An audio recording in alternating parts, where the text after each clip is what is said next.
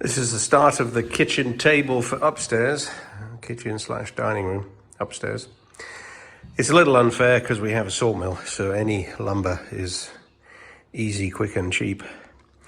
But starts with 4 6x6 posts. I had to square them up after they dried out, so these are actually 5x5. Nice inlaid cross piece of walnut into the red oak. The oak looks a little threadbare, but when it's polished, it really changes the character.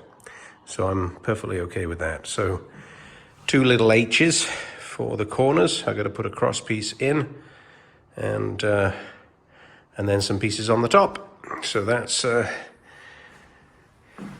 start of the table, and then of course come the slabs. Now the cross braces are in. 1 at the bottom, tied into the 2 that you can see, neat and tidy, and then the 4 at the top, chamfered so you don't catch your fingers on the ends. The slabs will overlap, so now I'm going to go grab the slabs, lay them on loosely, and just see how I want to attach it. There's a lot of shimming and stuff that needs to be done, but I'll lay them on top and see how humongous it looks. That's the middle slab, and I'm glad with the way it's laying. I've got a 1/4 inch clearance in this corner here, so a couple of shims will make that perfect, but it's more about how they lay together than it is about being horizontal. I want the edges to be as flush as possible so that when I sand them down and epoxy them, they'll look better. So I'll be bringing the other 2 pieces up and lay them in and see what I need to do to make it fit nice. I took these slabs home to take some of the warp out on the sawmill, which is why some of the corners are rather thin looking. But it still looks all right. And side to side, it's almost level. And front to back, it's almost level, sort of. Almost straight, within a 1/4 inch anyway. And a bit of a hollow there, but after it's epoxied, things look very different. I can build the edge up, have the epoxy a bit thinner here, a bit thicker, I mean, in the corners. I can probably shim it, keep shimming, keep working on it, but I'm happy with the way it is currently. So I need the boss to take a look, and as long as the boss says that she thinks it's okay, then I will take the slabs off, caulk up the cracks from the underside, and then shim it for the final time and screw it down. We've sanded and polished the underside to seal it, and you can see how many shims there are in various places. But they'll be permanently shimmed and screwed down, locked in nice and solid, and I think that'll be okay. It's not exactly the same height as the countertop, which bothers me just a smidge, because I've had to shim it up over in that corner. But it's closer, so once it's screwed down and shimmed, then it's out with the planer and the sander and trim all the boards off, and the table will be good. But it will match the countertops in terms of color. It'll match that spare countertop we have over there. It all came from the same tree, so should work out well.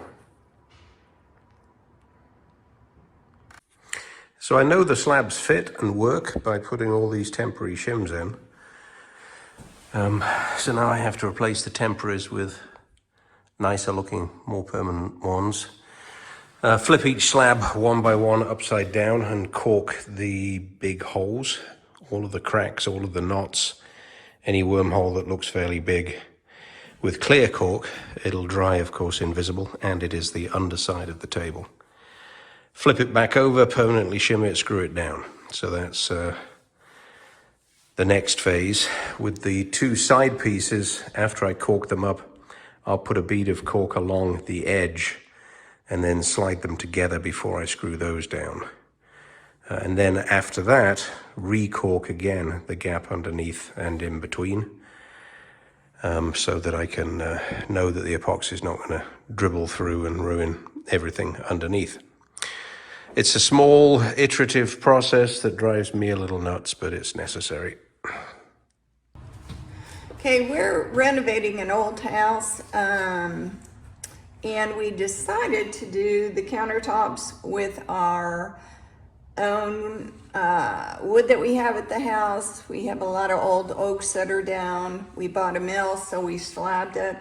But the reason we're doing this is because, you know, when you see a lot of tutorials on YouTube and stuff about tables and countertops, and it's sometimes it's really kind of intimidating, because it seems like unless you have the latest equipment and the best tools and everything, that, you know, you're not going to be able to do something like that. And it really isn't so, because my husband and I did this, and, you know, we used the basic tools. We used a few different types of wood, but we also think that because of the different knots and things in wood, that's of course what gives it so much character. And we don't want something that, you know, is a slab that's perfectly straight and perfectly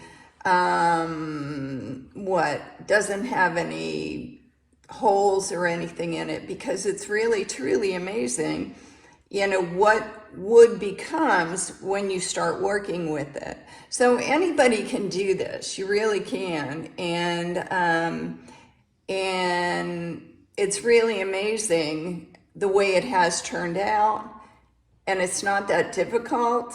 It is a bit time consuming, but you know what? I mean, what it starts out with and what it becomes is amazing. And it's a lot better than buying something at a store or having something done perfectly, because you know what? It's unique. There'll never be another one like it. And you did it. So, I mean, it's really, truly amazing. And it's really something, and it kind of motivates you to look in other directions as far as making other things. So this is the upstairs kitchen, and all of these slabs came from the same tree. It's not a particularly dark red oak, but it's a red oak. And they've been epoxied and a satin poly over the top, which is a trick we've learned recently to make them look even nicer and slightly more historic. So they match the cherry cabinets very well. And of course the table that we've been building over the last few days is ready for poly. So we're going to just epoxy, and then do probably 2 coats of epoxy and then poly. The legs are also red oak, but a little bit lighter. And you'll see the true color once the poly is applied. Right now, everything looks a lot lighter than it will be once the finish is put on. Okay, so what we're doing now, we're going to do this real quick. What we're doing is Ralph is mixing the epoxy. We really like this epoxy that we use. We've tried several different kinds. The super clear is just really, really good stuff, very easy to work with. You need to make sure it's at room temperature, like 70 degrees. Before you start mixing it, it's usually 1-to-1. So when I was talking about character in the wood, this is what I'm talking about. See, like places like this, things like this. character in the wood. Also the live edge. You want to brush all the little pieces off the live edge that are loose because they'll get stuck in your brush and you don't want that on the table. Anyway, you don't brush the live edge of the tables until you finish doing the top because you'll get all kinds of little things in there. But we also did a slab over here, which used to be on the this countertop here that we did, but it had a, what would you call it, bud? A warp in it that was quite warped. So we had to take it off, and this is the one we took off. And this is, of course, the one we put on. But you can still make something out of this one we took off. You can make a table, you can make a headboard, you could do anything with it. And it's quite beautiful. So we are using also a heat gun because heat guns warm them up nicely, the epoxy, and you'll also have to be popping bubbles as it's setting. So it does a really good job, you just can't get it too close.